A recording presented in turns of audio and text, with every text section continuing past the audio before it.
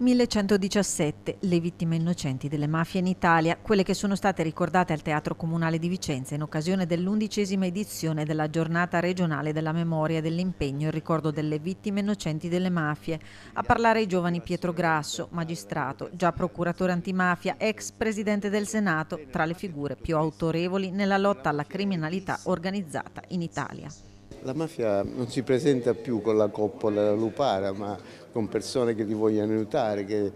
si presentano in maniera come persone assolutamente inserite nella nostra società e con l'aiuto poi piano piano entrano dentro le aziende e diventano proprietarie esclusive, magari mantenendo come paravento i vecchi proprietari, oppure entrando dentro e bloccandole attraverso degli hack i sistemi informatici delle aziende e chiedendo un riscatto, una tangente. Il famoso pizzo ormai